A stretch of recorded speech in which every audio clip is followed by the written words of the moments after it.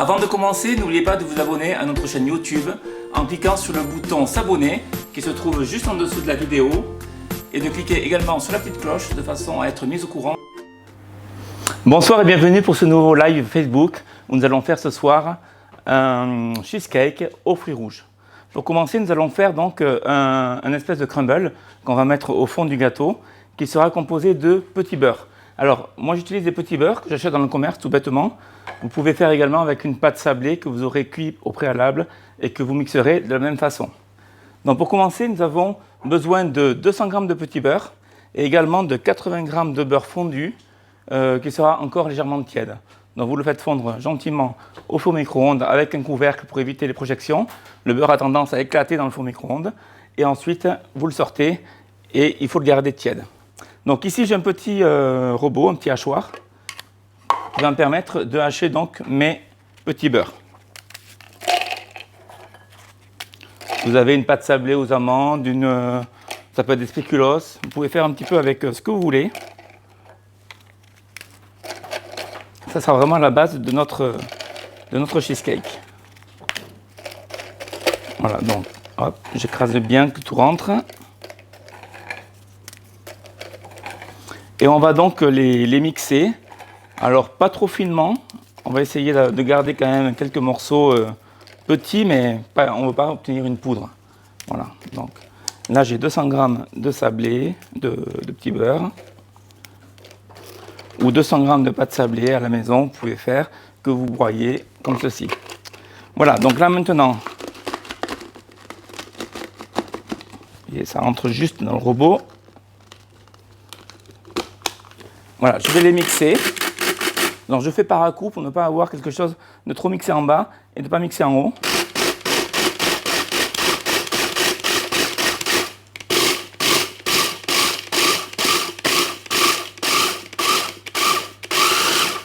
Voilà, ça va très très vite, vous voyez, en une dizaine de coups. On obtient quelque chose de fin par endroit, avec des morceaux qui restent dans d'autres endroits. Mais on ne veut surtout pas obtenir une poudre. Et là, je vais prendre donc un récipient. Je vais y mettre tout mon mélange.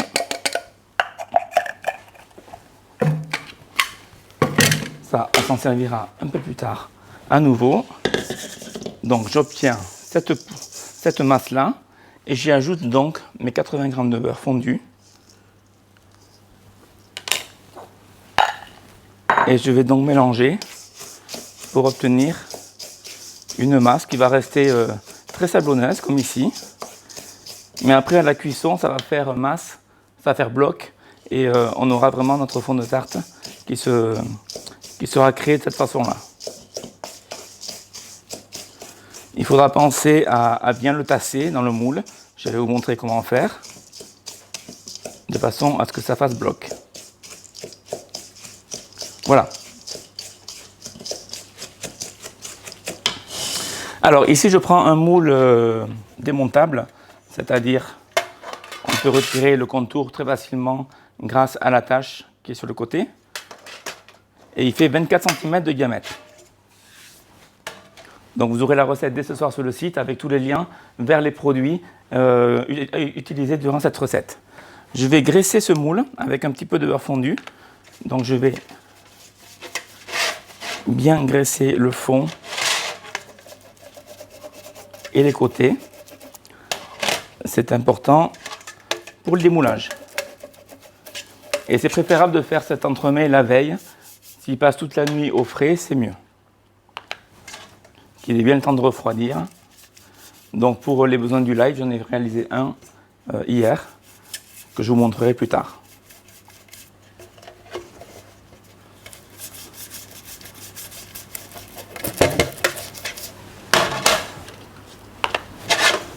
Voilà, on graisse bien tous les côtés, bien jusqu'au bord.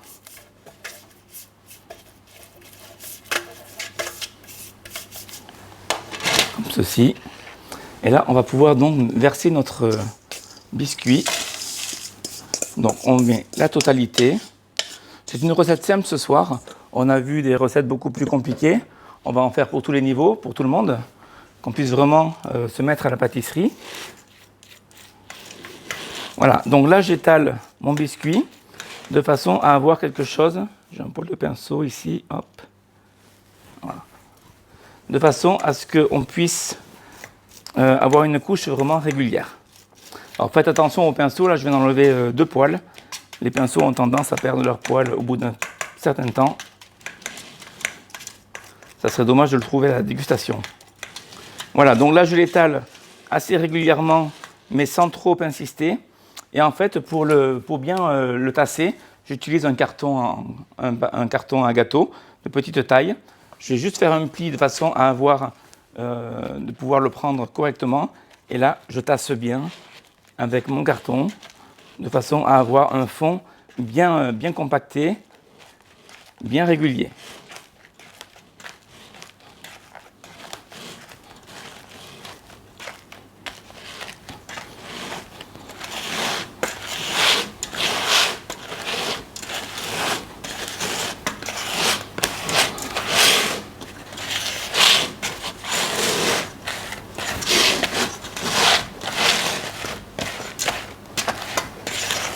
Voilà, comme ceci. Donc ça, on va le laisser de côté jusqu'à tout à l'heure. Donc je vais récupérer mon petit cul de poule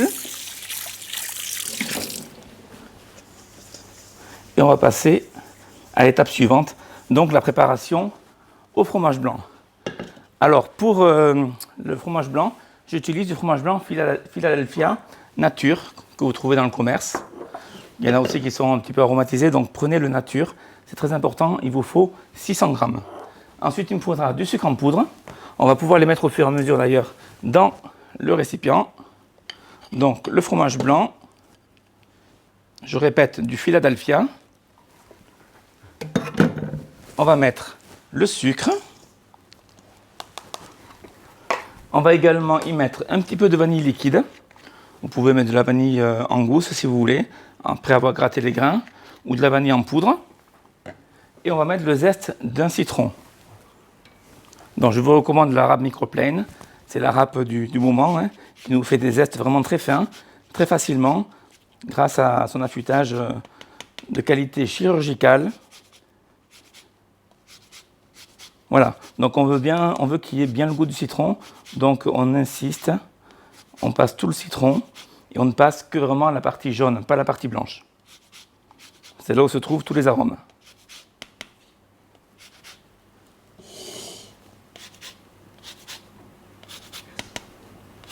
Voilà, comme ceci.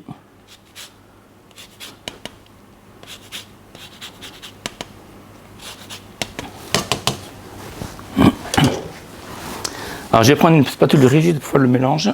La maryse va être un petit peu souple. Et là, je commence à mélanger délicatement donc tous les éléments.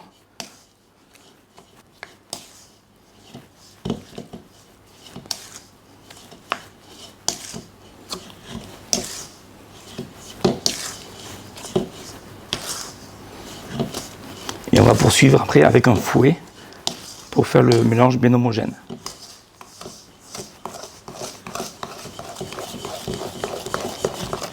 Voilà. Donc le mélange s'obtient. Je vais prendre maintenant un fouet.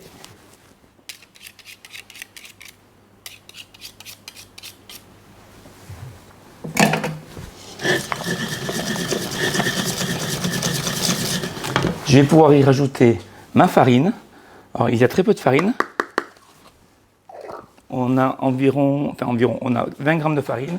Et on a 150 g d'œufs, soit l'équivalent de 3 œufs, qui sont préalablement battus. Ils sont à température ambiante. Donc d'abord, j'incorpore ma farine. Je l'incorpore assez rapidement, de façon à ce que l'humidité ne vienne pas dans la farine pour former des grumeaux. Nathalie là qui nous demande s'il faut mettre le biscuit au frigidaire en attendant.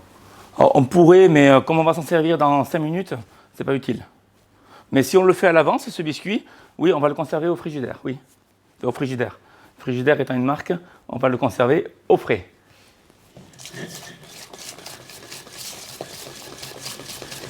Voilà, donc là j'ai tous mes ingrédients avec la farine. Maintenant j'incorpore mes œufs. Et je vais les incorporer en 3 fois. de façon à ce qu'il s'incorpore très bien.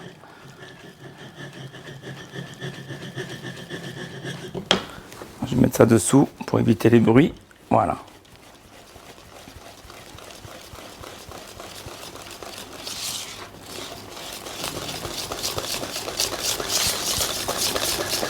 Voilà, dès que c'est bien incorporé, j'y mets une seconde partie.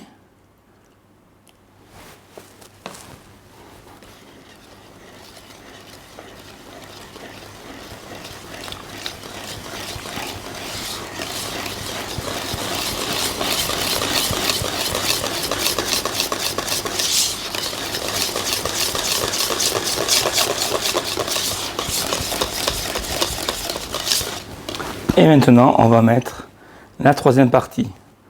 Je précise que j'ai allumé mon four au préalable. C'est un four à chaleur tournante qui est réglé sur 180 degrés et qui est donc derrière moi, prêt à cuire le cheesecake. Nous sommes obligés de battre à la main ou on peut se servir d'un robot? Bon, à la main, c'est mieux parce que le robot va incorporer beaucoup d'air. Là, on fait juste un mélange simple. On n'est pas en train de battre pendant très longuement. On va servir un tout petit peu du robot pour monter un petit peu de crème qu'on va incorporer à la préparation.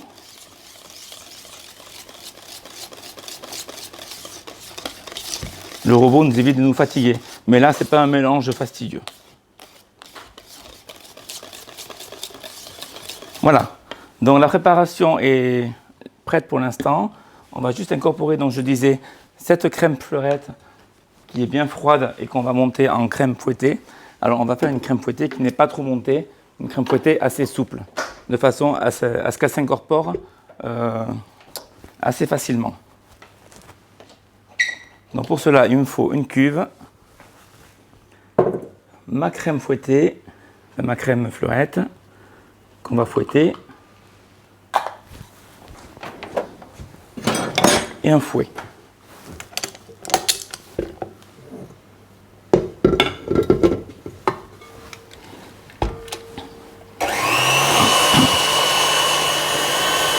Donc crème montée très souple.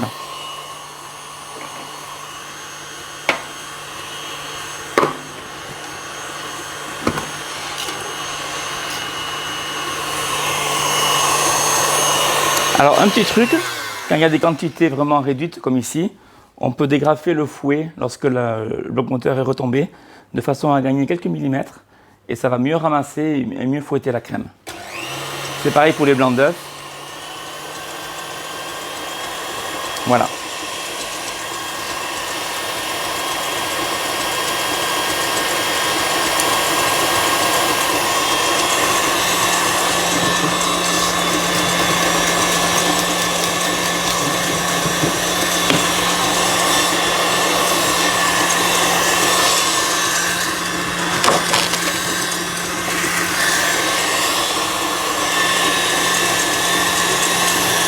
Voilà, ça commence à venir.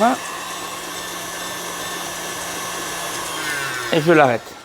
On ne veut pas une crème fouettée trop montée. Vu la quantité, ça va très vite. Donc vous voyez, ça a pris même pas 2 minutes. Et là, maintenant, je vais venir ajouter cette crème à ma préparation.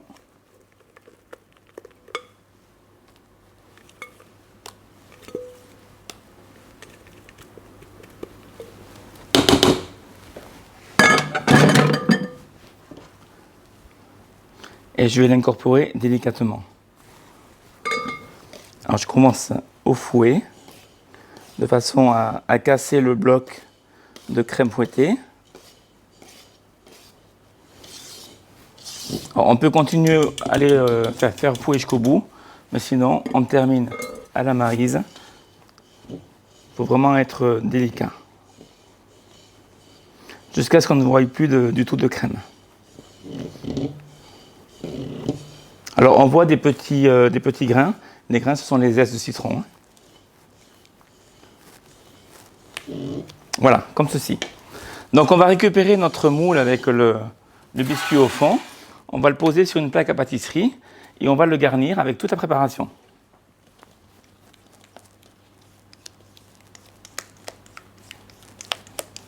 On a Clément qui nous demande qu'est-ce que vous entendez exactement par dégrafer le fouet du KitchenAid. Alors, tout à l'heure, quand j'ai monté la crème, je vais vous remontrer. On a 2 minutes. Voilà, là j'ai mon KitchenAid. Je vais prendre un fouet propre. Donc, on fixe le fouet sur l'axe du KitchenAid. Une fois qu'on a installé la cuve, on descend le bloc moteur. Et en fait, ici, là, juste au-dessous du fouet, le fouet ne va pas toucher la cuve. Donc, pour gagner le petit vide qui reste, qui va permettre de bien ramasser la crème ou bien ramasser les blancs d'œufs si vous montez des blancs, je le dégrafe. Alors là, je n'ai pas la cuve, il faut imaginer qu'elle y soit, de façon à ce que le fouet descende.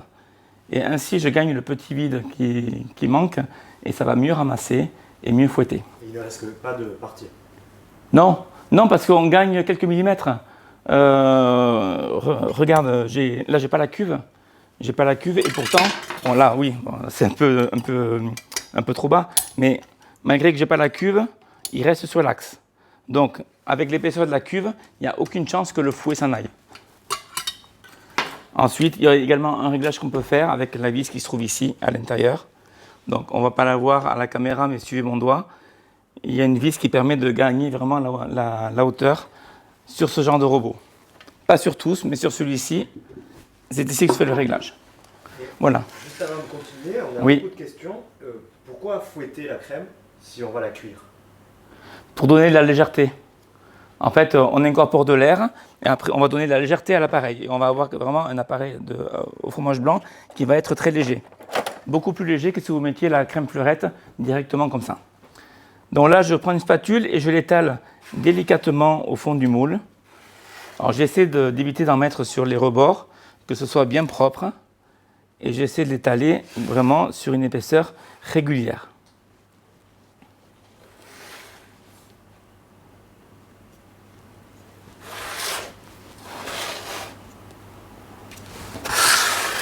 Voilà, on prend le temps de le faire correctement. C'est pas difficile. Il n'y a pas vraiment de gestes techniques ce soir dans cette recette. Et pourtant, c'est un entremets, enfin un dessert qui est vraiment très bon, qui est très frais, surtout avec tous les fruits qu'on va lui amener. Ça devrait plaire à tout le monde. Voilà. Donc, une fois que j'ai fait ça, je vais l'enfourner. Donc, four, chaleur tournante à 180 degrés pendant 50 minutes. Dès que je l'enfourne, je baisse la température à 150 degrés. C'est très important.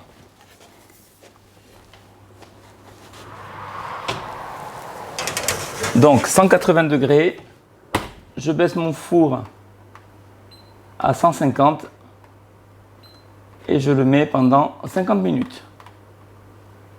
Voilà. Donc, pour les besoins du direct, bien sûr, j'en ai préparé un au préalable qu'on verra tout à l'heure, qui est juste ici. En attendant, nous allons faire un confit de fruits rouges. Alors, le confit de fruits rouges, c'est pour apporter, bien sûr, beaucoup de fraîcheur à cet entremets. On pourrait mettre que des fruits sur le dessus, mais bon, ça va être un petit peu léger. Dans le confit de fruits rouges, il nous faut de la purée de fruits rouges. Les quantités sont de 300 grammes. En parlant de quantité, vous pouvez nous rappeler combien de crème vous avez utilisé? La crème dans l'appareil à fromage blanc, j'en ai mis, je vais vous dire ça de suite, 15 centilitres. Donc environ 150 grammes.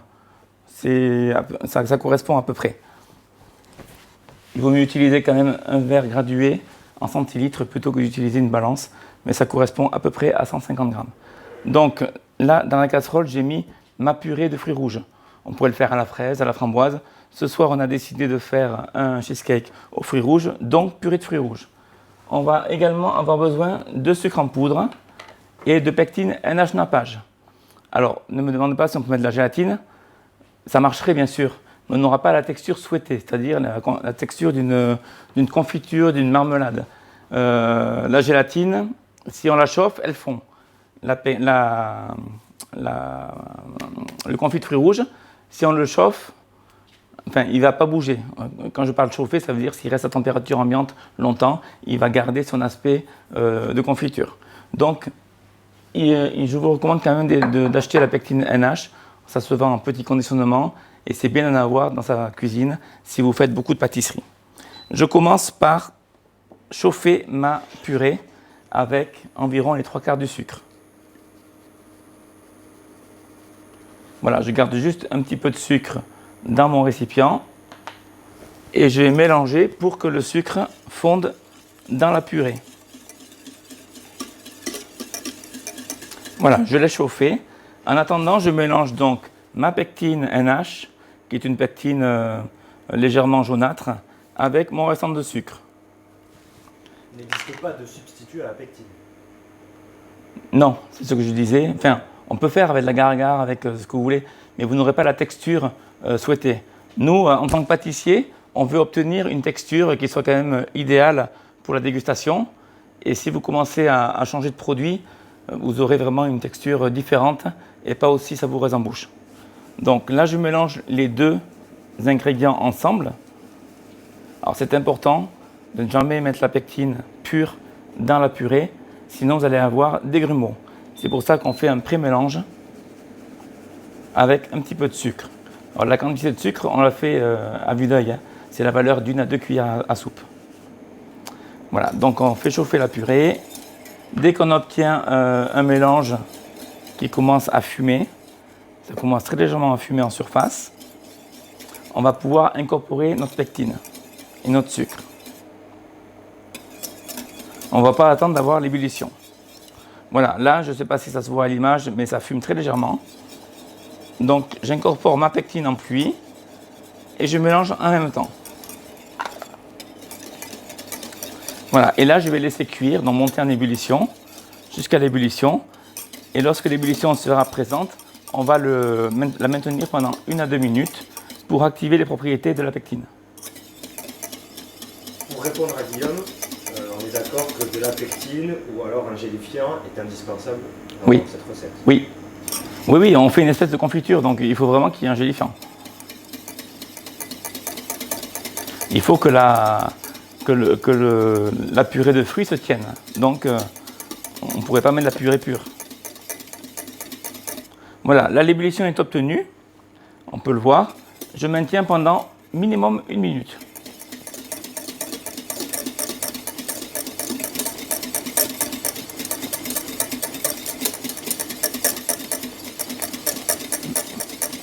Et je mélange sans arrêt, bien sûr. Déjà pour éviter que ça accroche au fond de la casserole et pour que la pectine s'incorpore correctement. Alors là, je suis à une puissance 10 sur une échelle de 12. Vous voyez, il n'y a pas de risque de débordement. Je reste devant de toute façon.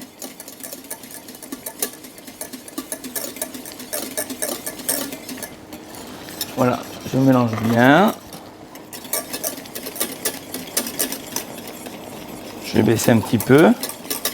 Pendant ce temps, je prépare un petit récipient bien propre pour recevoir mon confit de fruits rouges.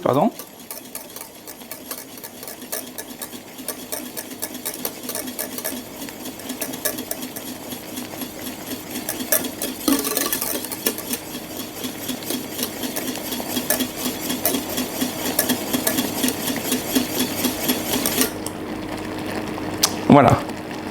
Donc à ce stade, on va stopper le feu. Je vais pouvoir débarrasser mon confit dans un récipient.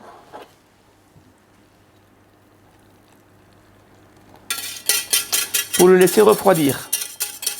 Vous pouvez le laisser refroidir donc soit à température ambiante, soit dans le frigo. Mais de préférence à couvert. Donc vous allez y mettre un papier sulfurisé, un papier film au contact sur le dessus, comme ceci. Cette pectine, je viens de la faire. Une fois qu'elle est refroidie, elle est gélifiée, vous voyez, elle a de la tenue. Donc ça, on va le laisser de côté. Et nous allons utiliser donc ce confit que j'ai réalisé donc un peu plus tôt dans la journée. Donc on peut bien se rendre compte que le confit de fruits rouges est pris. Alors il n'est pas trop pris parce que le dosage de pectine, bien sûr, est calculé en fonction. On veut avoir quelque chose quand même qui reste très souple. Si on mettait plus de pectine, on aurait quelque chose de beaucoup plus collé. Donc, On mélange bien, on regarde la texture que ça a. Là, on se rend compte que ça a une texture très souple. Donc, on n'aura pas besoin du robot. Si par cas, vous faites un confit et vous mettez un peu trop de pectine, comme les dosages sont très, très réduits, si vous avez mal pesé votre pectine, vous risquez d'avoir quelque chose de beaucoup plus collé. Dans ce cas-là, vous utilisez à nouveau votre mixeur de façon à avoir quelque chose de très lisse. Moi, ce soir, je ne vais pas le faire parce que j'ai une texture idéale pour le travailler en direct. Donc, je vais prendre une poche à douille. Il ne sera pas nécessaire d'utiliser une douille ici. Et je vais remplir ma poche à douille avec mon confit.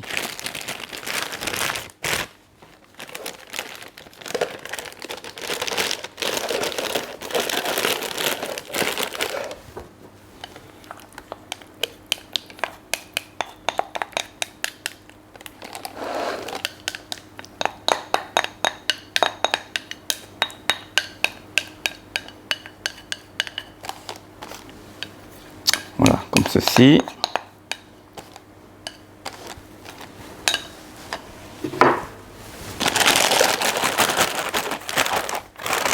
Voilà, donc ça c'est prêt.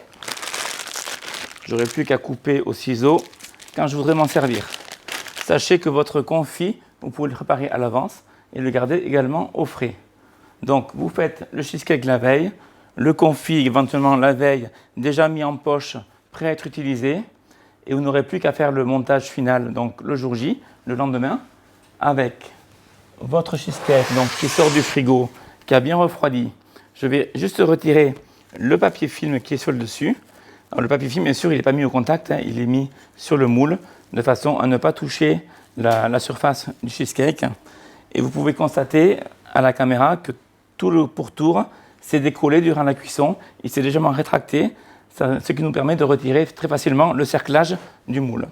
Donc il suffit de dégrafer le cerclage et de le retirer gentiment comme ceci. Alors, on a André qui nous demande si on peut faire le sans cuisson en ajoutant de la gélatine dans le fromage. Non, parce qu'on a pas avec cette recette-là. On a des œufs crus. Enfin, il faut quand même que... Ça, c'est une recette faite pour être cuite. Il y a des recettes où on fait un cheesecake sans cuisson, mais la recette est totalement différente. Donc, pas pour cette recette-là. Vous obtiendrez un résultat, mais bon, avec des œufs qui sont pas cuits à l'intérieur, je ne trouve pas ça très intéressant. Et ensuite, on a Ali qui nous demande comment utiliser le réfractomètre pour le confit. Alors là, ça va être très difficile de vous expliquer l'utilisation d'un réfractomètre parce que il y a une mesure en brix et ça, c'est difficile de l'expliquer sans pouvoir regarder dans le réfractomètre et voir vraiment l'échelle. Donc, vous faites votre confit à l'œil, comme je l'ai fait ce soir, devant la caméra, mais pas avec du matériel de professionnel. Là, je m'adresse quand même plus à des débutants, voire à des amateurs, qu'à des professionnels. Si on commence à rentrer là-dedans, on va perdre tout le monde et ça va être très compliqué.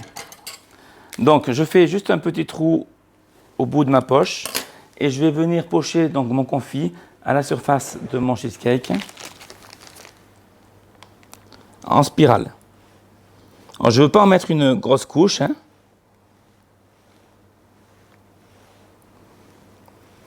L'important, c'est qu'il y en ait sur toute la surface du cheesecake, sans que ça dégouline sur les bords. Voilà. Et on va arranger ça avec une petite palette, de façon à le mettre de façon bien uniforme.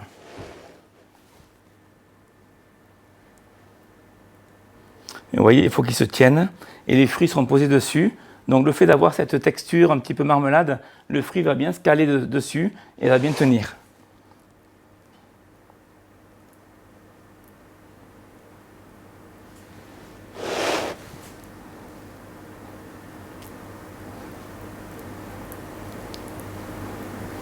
Donc je vais presque jusqu'au bord.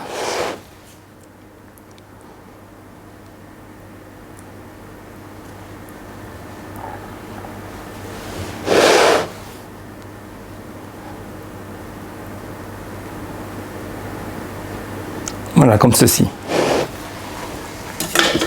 Ensuite, je vais prendre donc des fruits frais.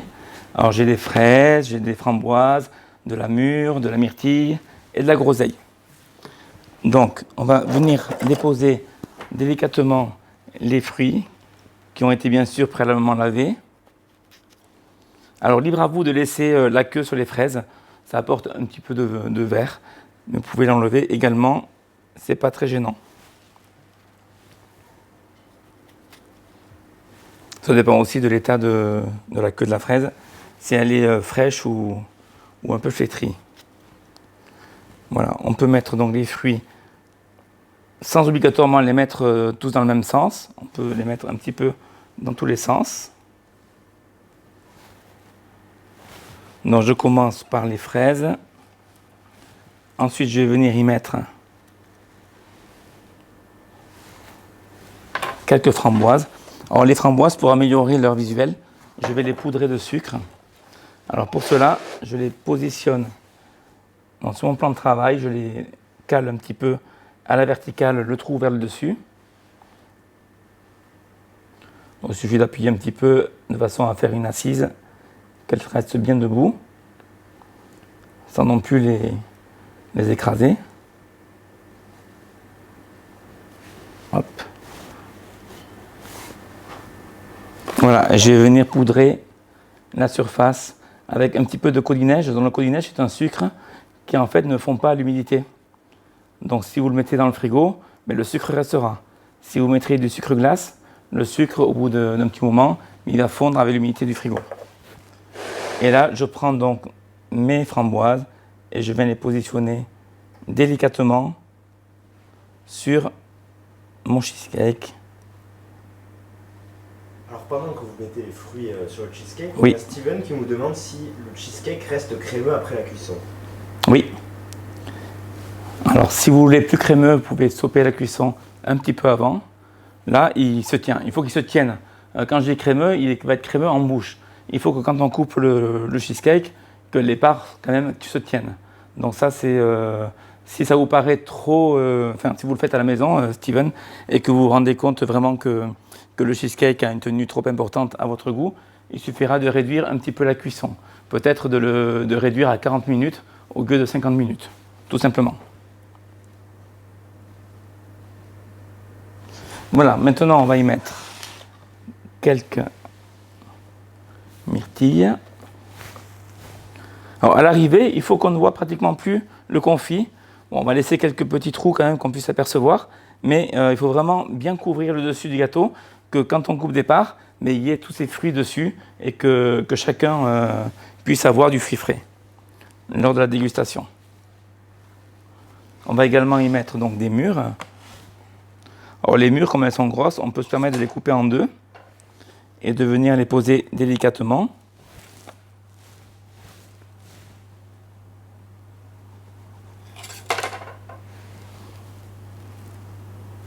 Voilà.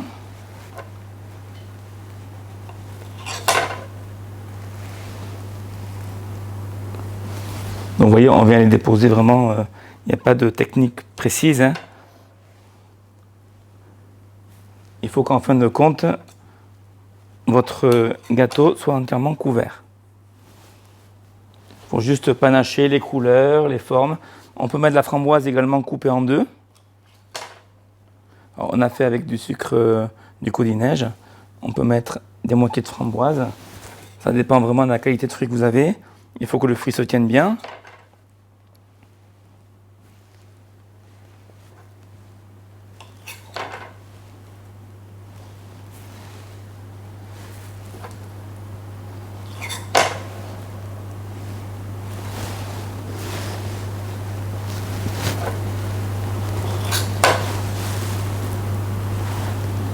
Voilà, petit à petit, on arrive à combler. On peut rajouter de la fraise. Si on a des toutes petites fraises, on peut les garder entières et les mettre comme ceci. C'est vraiment comme on veut. Le principal, c'est que ce soit joli au final et que ça fasse envie.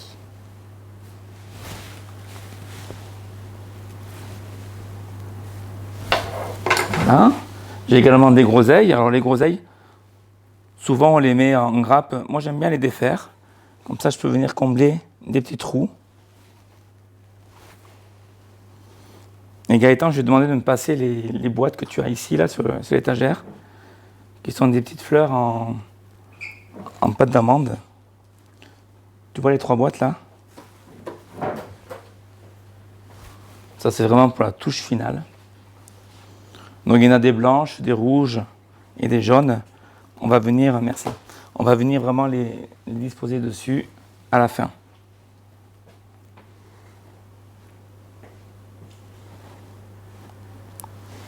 Voilà, donc je comble les espaces, les trous. On va encore en rajouter un tout petit peu. On est presque au bout de la recette.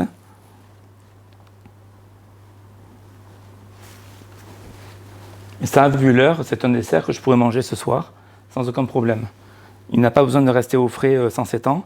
Il a pris le froid entre le moment où il a cuit au four et le moment où je le décore, sachant qu'il faut le faire la veille. Sinon, il pourrait attendre jusqu'à demain sans aucun problème. Mais dans ce cas-là, je ferai mon décor avec mes fruits frais demain matin pour demain midi.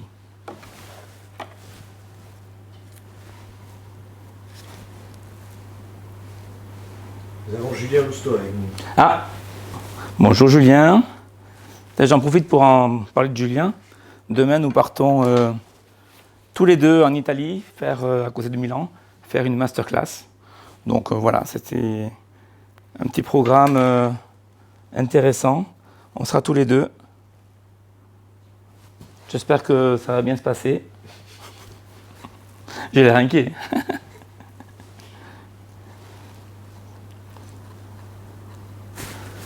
Voilà. Allez, je termine avec une ou deux framboises.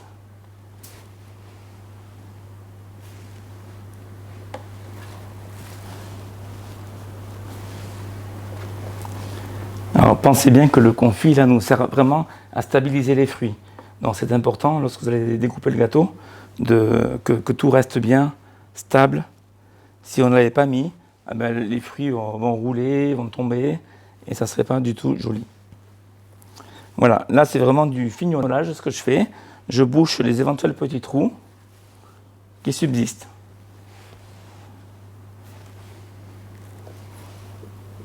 Donc je ne suis pas à mettre les fruits en vrac sans regarder. Vous voyez, on y va petit à petit, les fruits après fruits, de façon à avoir quelque chose de bien net. Voilà. Et donc je parlais de mes petites fleurs en pâte d'amande. Donc elles existent en 3 couleurs. Et là je viens vraiment les disposer gentiment. Ça c'est vraiment la touche finale.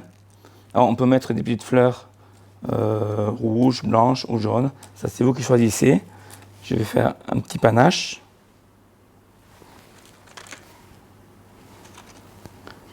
Pour peaufiner ma présentation. Comme ceci. Voilà, notre cheesecake est terminé. Donc vous voyez, ce soir, nous avons une recette relativement simple à vous proposer, cependant qui va plaire à tout le monde, ou à la plus grande partie des convives. Donc je vous invite à le réaliser chez vous.